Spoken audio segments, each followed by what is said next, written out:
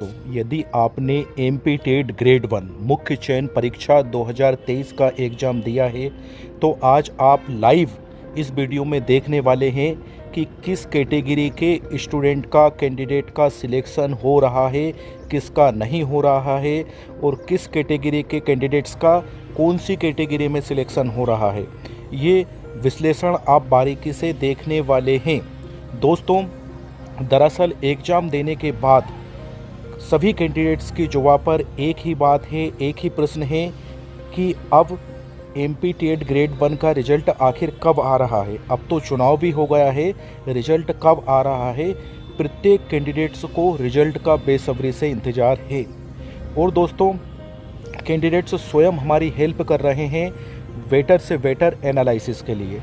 दोस्तों, हमारे पास में इंग्लिश सब्जेक्ट का आंकड़ा था जिसमें 400-500 कैंडिडेट्स ने अपने मार्क्स अपडेट किए हैं। और दोस्तों, ये अन्य सब्जेक्ट कॉमर्स का आंकड़ा डिस्प्ले हो रहा है, डेटा डिस्प्ले हो रहा है, जिसमें भी अच्छी खासी संख्या में 100-150 कैंडिडेट्स ने अपने मार्क्स अपडेट किए हैं। इसके आधार पर हम काफ़ी हद तक एक सटीक एनालिसिस कर सकते हैं दोस्तों। और देखिए, 100% सटीक एनालिसिस तो होता नहीं, कुछ 1-2 अंक आगे पीछे तो चलता है। तो दोस्तों, अनुमान, आकलन, एनालिसिस के अलावा अन्य कोई तीसरा रास्ता नहीं है जिसके आधार पर कैंडिडेट्स अपने मन की संतुष्टि कर सके कि उसका सिलेक्शन हो रहा है या नहीं हो रहा है। आप बचपन के आपके दिन याद करके देख सकते हैं कि जब आप 10-12 के एग्ज़ाम देकर आते थे घर, उसके क्वेश्चन के सामने उसके मार्क्स डिस्प्ले होते थे, मार्क्स मेंशन रहते थे रिटर्न में, तो आप देख सकते थे कि यार ये 10 नंबर का क्वेश्चन है, मैंने किया है तो कम से कम मुझे 6 मार्क्स तो मिल जाएंगे, ज़्यादा से ज़्यादा 4 अंक कटेंगे। या फिर ये 12 अंक का प्रश्न है तो कम से कम मुझे जो है 8 अंक तो मिलेंगे। तो इस तरह से टोटल करते थे और आप एकदम बिल्कुल निर्भीक हो जाते थे, निडर हो जाते थे, सोचते थे कि हाँ, मेरा सिलेक्शन हो सकता है, मैं पास हो सकता हूँ या हो सकती हूँ, क्योंकि लगभग मेरे इतने नंबर तो जोड़ रहे हैं इस पेपर में। तो दोस्तों, वही बात इन एग्ज़ाम पर भी लागू होती है। दोस्तों, यहाँ पर कॉमर्स सब्जेक्ट के कैंडिडेट्स ने जो अपना डेटा फिल किया था वो यहाँ पर शो हो रहा है, जिसका हम एनालिसिस करने वाले हैं। तो कॉमर्स और इंग्लिश सब्जेक्ट का डेटा हमारे पास में आ चुका है। तो दोस्तों, यदि आपका कोई सा अन्य सब्जेक्ट है और आप भी चाहते हैं कि आपके सब्जेक्ट का भी एक एनालिसिस हो कि किसका सिलेक्शन हो रहा है, नहीं हो रहा है और किस कैटेगरी में होगा, यदि होगा तो क्या कट ऑफ रह सकता है, तो इसके लिए आपको हमारी हेल्प करना होगी, जिस तरह से इंग्लिश और कॉमर्स के सब्जेक्ट वाले कैंडिडेट्स ने की है उनका डेटा हमको सेंड करके। आइए दोस्तों, इसका हम एनालिसिस करते हैं, इसको बारीकी से समझते हैं। देखिए, कॉमर्स में दोस्तों हम यदि बात करें मेल कैंडिडेट्स की बात करें नॉन गेस्ट की, तो उनका जो है दोस्तों 73 से 80 के आसपास कट ऑफ रहेगा। जी हाँ दोस्तों, यदि 73 से 80 के आसपास मार्क्स आए हैं, नॉन गेस्ट की हम बात कर रहे हैं, तो वो सेफ जोन में है, एबव 73। और दोस्तों, यदि मिनिमम भी यदि हम देखें तो 70 प्लस यदि मेल कैंडिडेट्स के आए हैं तो वो सेफ जोन में है। अब हम इस सीट में देखते हैं दोस्तों, यहाँ पर देखिए, यहाँ पर फर्स्ट नंबर पर चारू जी का नाम शो हो रहा है, जो कि फ़ीमेल है। इनकी हमको अभी बात नहीं करना है क्योंकि अभी हम मेल कैंडिडेट्स की बात कर रहे हैं। रामदास जी का नाम शो हो रहा है, ठीक है, ये मेल कैंडिडेट्स हैं और ओबीसी कैटेगरी से बिलोंग करते हैं। और मार्क्स कितने आए हैं दोस्तों इनके? 89। कर्जर स्क्रीन पर डिस्प्ले होगा, आप देखते जाना। यहाँ पर हम रामदास जी की बात कर रहे हैं, मार्क्स आए हैं 89 और ओबीसी है, गेस्ट है। तो दोस्तों, यहाँ पर हम अभी गेस्ट की भी बात नहीं करेंगे, हम केवल बात कर रहे हैं नॉन गेस्ट मेल कैंडिडेट्स की। तो यहाँ पर नॉन गेस्ट मेल कैंडिडेट्स आप देखिएगा, नॉन गेस्ट है और मेल कैंडिडेट्स है। यहाँ पर EWS है, कोई दिक्कत नहीं। तो दोस्तों, बात करते हैं हम दीपेश जी की। दीपेश जी के 88 मार्क्स आए हैं और इनकी कैटेगरी है EWS, मतलब ये इनके पास में EWS का सर्टिफिकेट है। यदि नहीं होता तो इनकी कैटेगरी जनरल रहती। लेकिन दोस्तों ये नॉन गेस्ट हैं, गेस्ट का इनको रिजर्वेशन नहीं मिलेगा। और दोस्तों इनका सिलेक्शन EWS कैटेगरी में नहीं होगा। जी हाँ दोस्तों, क्यों? क्योंकि ये यदि हम मिनिमम कट ऑफ मार्क्स मानकर चले 70 प्लस, तो दोस्तों इनके मार्क्स आ रहे हैं 88, तो इनका सिलेक्शन जनरल ओपन नील कैटेगरी में होगा। मतलब जनरल की सीट ये ले जाएंगे। इन EWS की सीट को इनसे कोई नुकसान नहीं होगा, क्योंकि इनके मार्क्स हाई आए हैं, अच्छे आए हैं इसलिए। अब हम यहाँ पर देखते हैं, देखिए ये गेस्ट हैं, इनकी बात नहीं कर सकते हम। और उसके बाद में ये मेल कैंडिडेट से हैं, नॉन गेस्ट है, जनरल से हैं DK जी।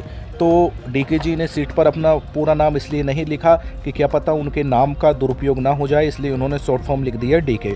अब यहाँ पर देखिए इनके मार्क्स कितने आए हैं, 82। तो सीधी सी बात है, ये तो क्या है, जनरल कैंडिडेट से ही है, इनके पास कोई EWS का सर्टिफिकेट नहीं है, मेल कैंडिडेट से है। इनका सिलेक्शन जो है जनरल ओपन नील कैटेगरी में ही इनका सिलेक्शन होना है, इस बात में कोई संशय नहीं है।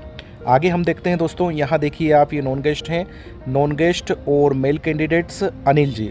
अनिल जी के 81 मार्क्स आए हैं, OBC कैटेगरी से ये बिलोंग करते हैं, लेकिन इनका सिलेक्शन जर्नल ओपन नील कैटेगरी में होने वाला है। ये OBC की सीट में इनका नहीं होगा, मतलब OBC की सीट को इनसे कोई नुकसान नहीं होगा, क्योंकि जो कट ऑफ हम मानकर चल रहे हैं 70 प्लस, तो 70 प्लस मार्क्स ये लाए हैं, तो ये फिर जो है जनरल में चले जाएंगे।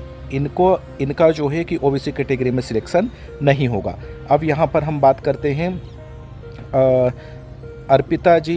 अर्पिता क्या है, अर्पित की बात हम करते हैं। इनके मार्क्स भी 81 हैं और इनका जो है दोस्तों OBC कैटेगरी है, नॉन गेस्ट है, मेल है, तो इनका सिलेक्शन भी जनरल कैटेगरी में ही होगा, जनरल ओपन नील कैटेगरी में ही होगा। तो दोस्तों इस तरह से यदि हम देखें, देखिए यहाँ पर जो है ये 2 फीमेल्स हैं, इनकी हमको बात नहीं करना है अभी, नॉन गेस्ट हैं। अब ये अतुल जैन और दीपक कुमार यादव, दोनों के 78 मार्क्स हैं, जनरल कैटेगरी से बिलोंग करते हैं, जनरल में ही इनका सिलेक्शन हो जाएगा। अब वहीं हम बात करते हैं, ये फीमेल है। अब जो है 76 मेल कैंडिडेट्स, नितिन जी का OBC है, लेकिन सिलेक्शन होगा जनरल कैटेगरी में, जनरल ओपन नील कैटेगरी में सिलेक्शन होगा। इनका OBC सीट को ये नुकसान नहीं पहुंचाएंगे, क्योंकि इनके मार्क्स जो है हम कट ऑफ मानकर चल रहे हैं 70 प्लस, उसके अकॉर्डिंग अधिक है, उसके अकॉर्डिंग उससे ऊपर है। ठीक है, यहाँ फिर हम आगे चलते हैं दोस्तों। तो यहाँ देखिएगा आप, ये गेस्ट फैकल्टी है, non guest 75 EWS male female है, तो इनको छोड़ दीजिए। अब यहाँ पर दोस्तों देखिए आप, विश्वराज सिंह के 75 मार्क्स है, नॉन गेस्ट है, मेल है, किस में सिलेक्शन होगा, जनरल कैटेगरी में सिलेक्शन होगा। अब देखिए मनीष महावर जी SC कैटेगरी से है और नॉन गेस्ट है, मेल है, लेकिन मार्क्स कितने आ रहा है, 75, मतलब 70 प्लस आ रहा है, तो ये SC की सीट नहीं ले जाएंगे। इनका सिलेक्शन भी दोस्तों जर्नल नील ओपन कैटेगरी में होने वाला है, क्योंकि हम जो है एक आकलित, एक नॉर्मल, अगर कट ऑफ की हम बात कर रहे हैं 70 प्लस, तो कॉमर्स सब्जेक्ट का कट ऑफ मिनिमम अगर हम देखें या मीडियम देखें तो 70 प्लस तो रहेगा। तो फिर इनका सिलेक्शन जो है जनरल कैटेगरी में, जनरल नील ओपन कैटेगरी में होने वाला है। अब देखिए यहाँ पर ये नॉन गेस्ट मेल है, जनरल रूपेश सिंह जी 74 आए हैं, जनरल कैटेगरी में सिलेक्शन होगा, वो जनरल कैटेगरी से ही बिलोंग करते हैं। दीपक गहलोत जी OBC कैटेगरी से बिलोंग करते हैं, नॉन गेस्ट हैं, सिलेक्शन भी इनका क्या है दोस्तों, इनका सिलेक्शन भी जनरल नील ओपन कैटेगरी में होने वाला है।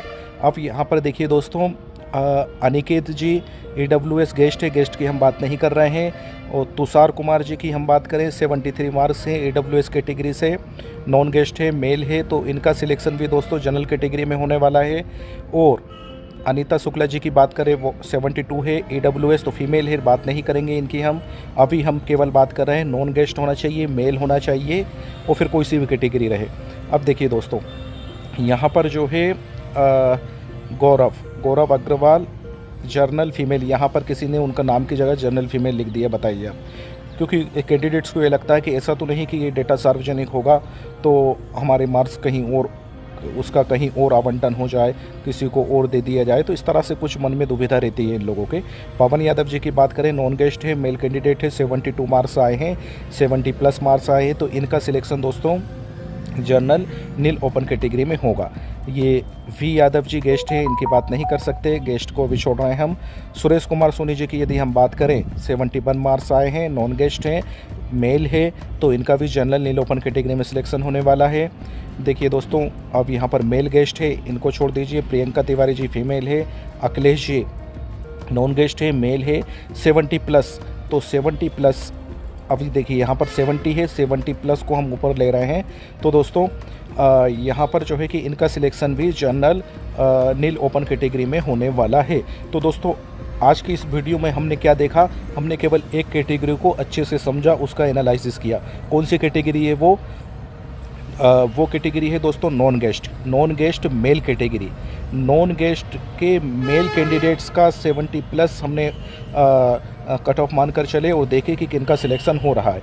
अब यहाँ पर हम बात करते हैं दोस्तों, देखिए यहाँ पर ये जो है नॉन गेस्ट है, मेल कैंडिडेट्स हैं मुकेश कुमार जी, 69 है, जनरल है। तो दोस्तों यदि इनका लक काम करा तो यदि कट ऑफ 70 की जगह 69 या 68 रहा तो पहली काउंसलिंग में इनका सिलेक्शन हो जाएगा, वो नहीं तो फिर दूसरी काउंसलिंग के लिए इनको वेट करना होगा।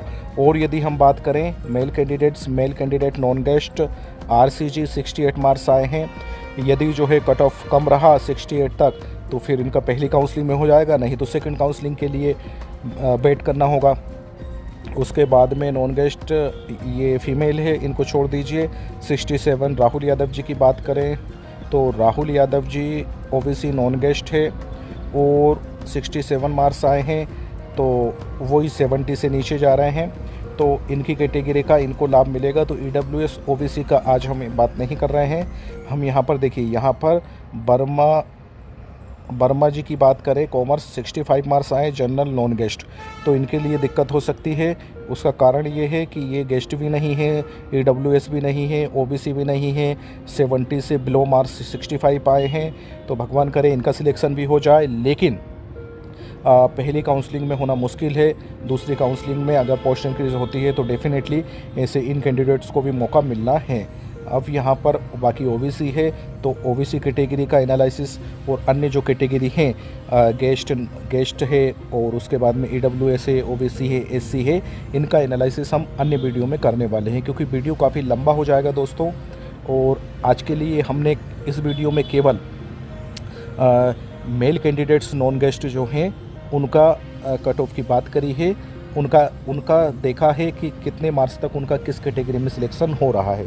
और दोस्तों यदि आपका सब्जेक्ट कॉमर्स नहीं है, इंग्लिश नहीं है, कोई सा अन्य सब्जेक्ट है और आप भी चाहते हैं कि आपके सब्जेक्ट का भी एनालिसिस किया जाए कि किस कैटेगरी में किन कैंडिडेट का सिलेक्शन संभावित है या हो जाएगा, तो उसके लिए आप प्लीज़ हमें डेटा प्रोवाइड करें, हम डेफिनेटली आपके सब्जेक्ट के लिए भी वीडियो लाएँगे। दोस्तों यदि आपने MPTET ग्रेड 1 का एग्ज़ाम दिया है, ये MPTET का कोई सा भी एग्ज़ाम देने का सोच रहे हैं, शिक्षा जगत की तमाम खबरों से अप टू डेट रहना चाहते हैं और अभी तक यदि आप हमारे इस छोटे से परिवार का हिस्सा नहीं बने हैं तो चैनल को सब्सक्राइब करके हमारे इस छोटे से परिवार का हिस्सा बन जाइए और शिक्षा जगत की तमाम खबरों से अप टू डेट रहिए। आज के लिए दोस्तों इस वीडियो में इतना ही था, मिलते हैं किसी अन्य महत्वपूर्ण वीडियो में, तब तक के लिए वंदे मातरम, भारत माता की जय, जय हिंद।